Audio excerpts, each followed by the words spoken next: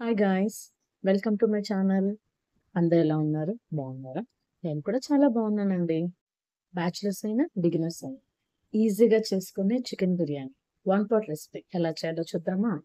అందుకోసం నేను 1 kg chicken తీసుకుని దాన్ని బాగా కడిగి వాటర్ అంతా సపరేట్ చేసేసి అందులో రుచికి సరిపడా కల్లుప్పు, అలాగే చిటికెడు పసుపు పొడి, నెక్స్ట్ కాశ్మీరీ చిల్లీ పౌడర్ ఒక స్పూన్, ధనియాల పొడి ఒక స్పూన్ వేసి బాగా మిక్స్ చేసేసి ఒక 15 మినిట్స్ మ్యారినేట్ చేసి అలాగే ఒక 10 మినిట్స్ బాయిల్ చేసి పక్కన ఉంచుకోండి. జస్ట్ 10 మినిట్స్ ఉడకబెడితే చాలు. ఆ తర్వాత 2 గ్లాసెస్ రైస్ తీసుకొని దాన్ని బాగా వాష్ చేసి హాఫ్ అన్ అవర్ ముందర నానబెట్టి పక్కన ఉంచండి. అలాగే ఇంకో ప్లేట్లో చెక్క, లవంగాలు, యాలకులు, సోంపు, షాజీరా, బిర్యానీ ఆకు తీసి పక్కన ఉంచండి. నెక్స్ట్ ఆనియన్స్, టమోటా, పచ్చిమిర్చి కట్ చేసి పెట్టుకొని అలాగే కొత్తిమీర, కరివేపాకు కూడా తీసి పక్కన ఉంచండి. నెక్స్ట్ స్టవ్ ఆన్ చేసి కుక్కర్ పెట్టి అందులో ఒక 2 స్పూన్స్ నెయ్యి, ఒక 3 స్పూన్స్ ఆయిల్ వేసి అది బాగా వేడెక్కిన తర్వాత అందులో ఇందాక చూపించిన బిర్యానీ సామాన్లు వేసి అవి చిటపటలాడిన తర్వాత కట్ చేసుకున్నాం కదండి ఆనియన్, పచ్చిమిర్చి, కరివేపాకు వేసి బాగా వేయించండి. అది హాఫ్ వేగిన తర్వాత అందులో అల్లం వెల్లుల్లి పేస్ట్ కూడా 2 స్పూన్స్ వేసి పచ్చివాసన పోయేంత వరకు వేయించండి. సో పచ్చివాసన పోయేంత వరకు వేయించిన తర్వాత అందులో ఇందాక కట్ చేసుకున్న టమోటా పీసెస్ కూడా వేసి బాగా మిక్స్ చేయండి. ఆ తర్వాత మనం పెరుగు ఒక 2 స్పూన్స్ వేసుకోండి.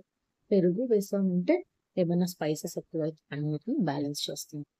ఆ తర్వాత ఇందులోనే ఇందాక 10 మినిట్స్ ఉడకబెట్టుకున్నాం కదా చికెన్, ఆ చికెన్‌ని విత్ స్టాక్‌తో సహా వేసి బాగా కలపండి. సో, ఆ చికెన్ స్టాక్ వేయడం వల్ల బిర్యానీకి టేస్ట్ వచ్చేస్తుందనమాట.